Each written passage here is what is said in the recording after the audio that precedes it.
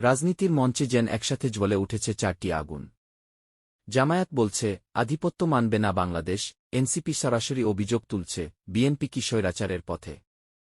আর সরকার দিচ্ছে আত্মবিশ্বাসী বার্তা, মাত্র 1 মাসেই প্রতিশ্রুতি বাস্তবায়ন শুরু। কিন্তু এই উত্তপ্ত রাজনৈতিক লড়াইয়ের মাঝেই উঠে এসেছে এক বেদনাদায়ক প্রশ্ন, একজন বীর মুক্তিযোদ্ধা কেন পেলেন না রাষ্ট্রীয় গার্ড অব অনার? সম্মান, ক্ষমতা আর দায়িত্ব, এই তিনের সংঘাতে এখন বাংলাদেশ রাজনীতি দাঁড়িয়ে এক সংকটময় মোড়ে। সামনে কি আরও সংঘাত, নাকি সমাধানের পথ?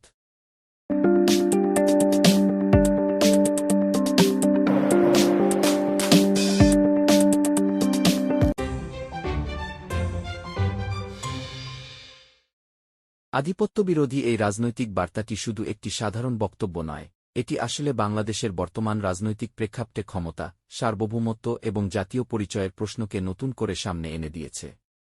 জামায়াত আমির শফিকুর রহমান যখন বলেন আমাদের উপর কারও আধিপত্য মেনে নেব না, তখন তা সরাসরি দুটি স্তরে কাজ করে, অভ্যন্তরীণ রাজনীতি এবং আন্তর্জাতিক কূটনীতি। প্রথমত, অভ্যন্তরীণ রাজনীতির দিক থেকে এই বক্তব্য একটি শক্তিশালী রাজনৈতিক অবস্থান। এটি মূলত সেই ভোটারদের টার্গেট করে, যারা মনে করে দেশের সিদ্ধান্ত দেশের ভেতর থেকেই হওয়া উচিত। এখানে কি যুব সমাজ বুক উঁচু করে বাঁচতে চায় এই লাইনটি অত্যন্ত কৌশলগত।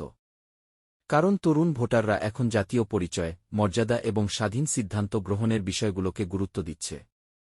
ফলে এই বক্তব্য তাদের আবেগ ও প্রত্যাশার সঙ্গে সরাসরি সংযোগ তৈরি করে। দ্বিতীয়ত, আন্তর্জাতিক প্রেক্ষাপটে আধিপত্য শব্দটি খুবই সংবেদনশীল।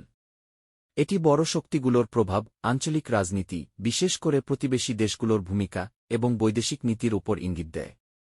সরাসরি কোনো দেশের নাম না বললেও এই ধরনের বক্তব্য সাধারণত একটি বার্তা দেয়, বাংলাদেশ তার নীতি নির্ধারণে স্বাধীন থাকতে চায়। তবে এখানে একটি বাস্তবতা আছে, বৈশ্বিক অর্থনীতি, বাণিজ্য, ঋণ ও কূটনৈতিক সম্পর্কের কারণে পুরোপুরি কি আধিপত্যমুক্ত কি থাকা সহজ নয়। তাই এই বক্তব্য বাস্তবতার চেয়ে বেশি রাজনৈতিক অবস্থান ও বার্তা হিসেবে কাজ করে। তৃতীয়ত, রাজনৈতিক কৌশলের দিক থেকে এটি একটি প্রতিদ্বন্দ্বিতামূলক বক্তব্য। কারণ একই সময়ে অন্য দলগুলোও জাতীয়তাবাদ, গণভোটের ম্যান্ডেট কিংবা উন্নয়নের প্রশ্ন তুলছে। ফলে জামায়াত এই বার্তার মাধ্যমে নিজেকে কি জাতীয় স্বার্থের রক্ষক হিসেবে প্রতিষ্ঠা করতে চাইছে। এটি ভবিষ্যৎ জোট রাজনীতি বা বিরোধী রাজনীতিতে তাদের অবস্থান শক্ত করার একটি প্রচেষ্টা হিসেবেও দেখা যেতে পারে। চতুর্থত, ঝুঁকির জায়গাও আছে। আধিপত্যবিরোধী বক্তব্য জনপ্রিয় হলেও যদি এটি অতিরিক্ত উত্তেজনামূলক হয়ে যায়, তাহলে তা কূটনৈতিক সম্পর্কের উপর প্রভাব ফেলতে পারে। একই সঙ্গে ভেতরের রাজনৈতিক বিভাজনও আরও তীব্র হতে পারে, কারণ প্রতিটি দলই তখন নিজেদের কি দেশপ্রেমিক হিসেবে প্রমাণ করতে প্রতিযোগিতায় নেমে পড়ে। সবশেষে বলা যায়, এই বক্তব্য আসলে একটি বড় রাজনৈতিক সিগন্যাল, বাংলাদেশের রাজনীতি এখন শুধু ক্ষমতার লড়াই নয়, বরং কে বেশি জাতীয় স্বার্থ রক্ষা করবে সেই প্রতিযোগিতায় প্রবেশ করেছে।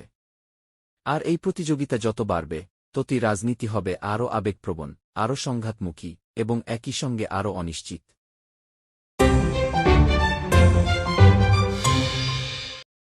বিএনপির বিরুদ্ধে স্বৈরাচারের পথে হাঁটার এই অভিযোগটি শুধু রাজনৈতিক বাকযুদ্ধ নয়, এটি আসলে গণতন্ত্রের বৈধতা, গণভোটের ম্যান্ডেট এবং ক্ষমতার ব্যবহার নিয়ে বড় এক প্রশ্ন তুলে দিয়েছে।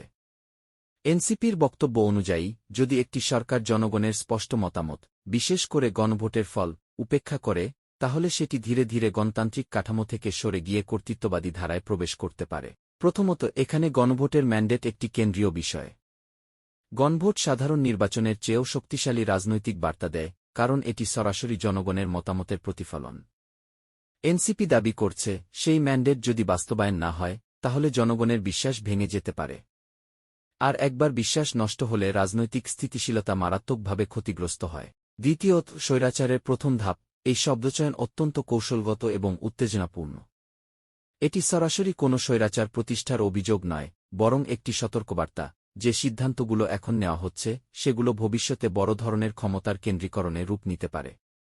এর মাধ্যমে এনসিপি জনমনে সন্দেহ তৈরি করতে চাইছে, সরকার কি সত্যিই জনগণের ইচ্ছা অনুযায়ী চলছে। তৃতীয়ত, এই অভিযোগের পেছনে রয়েছে রাজনৈতিক প্রতিযোগিতা ও অবস্থান তৈরির চেষ্টা। এনসিপি নিজেকে এখানে কি গণতন্ত্রের রক্ষক হিসেবে উপস্থাপন করছে, যেখানে বিএনপিকে দেখানো হচ্ছে সম্ভাব্য ঝুঁকি হিসেবে। এটি বিরোধী রাজনীতির একটি ক্লাসিক কৌশল, যেখানে প্রতিপক্ষকে প্রতিরক্ষামূলক অবস্থানে ঠেলে দেওয়া হয়। তবে চতুর্থত, বাস্তবতা হচ্ছে, গণভোটের ফল বাস্তবায়ন সবসময় সরল নয়। এতে আইন, সংবিধান, প্রশাসনিক সক্ষমতা এবং রাজনৈতিক ঐকমত্য সবকিছুর প্রয়োজন হয়। ফলে সরকার যদি সময় নেয় বা ধাপে ধাপে এগোয়, সেটিকে সরাসরি স্বৈরাচারের পথে যাওয়া বলা কতটা যৌক্তিক, সেটিও বড় বিতর্কের বিষয়। সবশেষে এই পুরো ইস্যুটি বাংলাদেশের রাজনীতিতে একটি স্পষ্ট সংকেত দেয়, এখনকার লড়াই শুধু ক্ষমতার নয়, বরং কি জনগণের ম্যান্ডেটকে কতটা সম্মান করছে কি সেই প্রতিযোগিতা। আর এই প্রতিযোগিতা যদি আরও তীব্র হয়, তাহলে সামনে রাজনৈতিক উত্তেজনা বাড়বে, বিতর্ক গভীর হবে, এবং গণতন্ত্রের পথ আরও কঠিন পরীক্ষার মুখে পড়বে।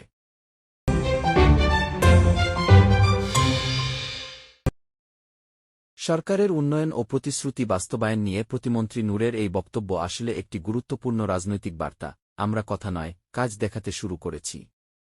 তবে এই দাবির ভেতরে যেমন আশার দিক আছে, তেমনি রয়েছে বাস্তবতা ও চ্যালেঞ্জের জটিল হিসাবও। প্রথমত, দ্রুত কাজ শুরু করার বার্তা রাজনৈতিকভাবে অত্যন্ত শক্তিশালী।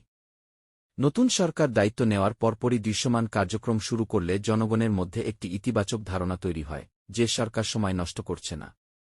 বিশেষ করে খাল খননের মতো প্রকল্পগুলো গ্রামীণ অর্থনীতি, কৃষি ও জলাবদ্ধতা নিরসনে সরাসরি প্রভাব ফেলতে পারে। ফলে এটি শুধু উন্নয়ন নয়, ভোটারদের দৈনন্দিন জীবনের সঙ্গে যুক্ত একটি বাস্তব উদ্যোগ। দ্বিতীয়ত, এই বক্তব্যের মাধ্যমে তৈরি করা হচ্ছে কি বিশ্বাসের ন্যারেটিভ। যখন বলা হয় বিশ্বে বিরল, তখন সেটি শুধু তথ্য নয়, বরং একটি রাজনৈতিক অবস্থান। এর লক্ষ্য হচ্ছে জনগণকে বোঝানো, এই সরকার অন্যদের চেয়ে আলাদা, দ্রুত এবং কার্যকর। এটি দীর্ঘমেয়াদে জনসমর্থন ধরে রাখার কৌশল। তৃতীয়ত, তবে এখানে একটি বড় প্রশ্ন থেকেই যায়, দ্রুততা বনাম গুণগত মান। দ্রুত কাজ শুরু করা ভালো, কিন্তু সেই কাজ কতটা পরিকল্পিত, স্বচ্ছ এবং টেকসই, সেটিই শেষ পর্যন্ত নির্ধারণ করবে সফলতা। অনেক সময় তাড়াহুড়ো করে নেওয়া প্রকল্পে দুর্নীতি, অপচয় বা অকার্যকারিতা দেখা দেয়, যা উল্টো সরকারের বিশ্বাসযোগ্যতাকেই ক্ষতিগ্রস্ত করতে পারে। চতুর্থত, রাজনৈতিকভাবে এটি একটি প্রতিরোধমূলক কৌশলও। কারণ বিরোধী দল যখন সমালোচনা করছে, তখন সরকার এই ধরনের বার্তার মাধ্যমে দেখাতে চায়, সমালোচনার বদলে আমরা কাজ করছি, এটি জনমতকে নিজের দিকে টানার একটি প্রচেষ্টা।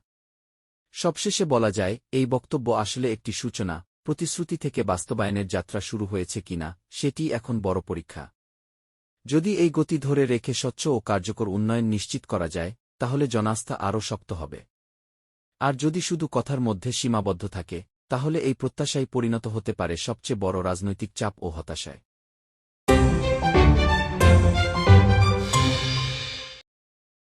মুক্তিযোদ্ধার গার্ড অব অনার না পাওয়া, এই ঘটনাটি শুধু একটি প্রশাসনিক ভুল নয়, বরং রাষ্ট্রীয় সম্মান ব্যবস্থার গভীর সংকটের প্রতিচ্ছবি। কারণ একজন বীর মুক্তিযোদ্ধা শুধু ব্যক্তি নন, তিনি রাষ্ট্রের ইতিহাস, স্বাধীনতার প্রতীক এবং জাতীয় গৌরবের অংশ।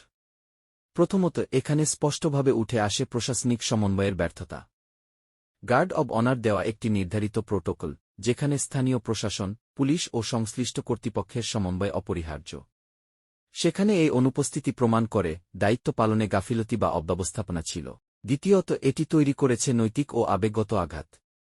একজন মুক্তিযোদ্ধা মৃত্যুর পর রাষ্ট্রীয় সম্মান না পেলে, তা শুধু তার পরিবারের জন্য নয়, পুরো জাতির জন্যই এক ধরনের অপমান হিসেবে দেখা হয়। কারণ মুক্তিযোদ্ধাদের প্রতি সম্মান আমাদের জাতীয় পরিচয়ের একটি ভিত্তি। তৃতীয়ত, এই ঘটনা বড় করে তুলেছে নীতিমালা বনাম বাস্তবতার ফাঁক। কাগজে-কলমে যতই সম্মান, ভাতা বা সুযোগ সুবিধার কথা বলা হোক, মাঠ পর্যায়ে যদি তা নিশ্চিত না হয়, তাহলে পুরো ব্যবস্থার বিশ্বাসযোগ্যতা প্রশ্নবিদ্ধ হয়। সবশেষে এই ঘটনা একটি কঠিন প্রশ্ন ছুড়ে দেয়, রাষ্ট্র কি সত্যিই তার বীরদের সম্মান দিতে প্রস্তুত, নাকি তা শুধু আনুষ্ঠানিক ঘোষণায় সীমাবদ্ধ? যদি দ্রুত জবাবদিহিতা নিশ্চিত না হয়, তবে এই ধরনের ঘটনা শুধু সমালোচনাই বাড়াবে না, বরং মুক্তিযুদ্ধের মূল্যবোধকেই আঘাত করবে।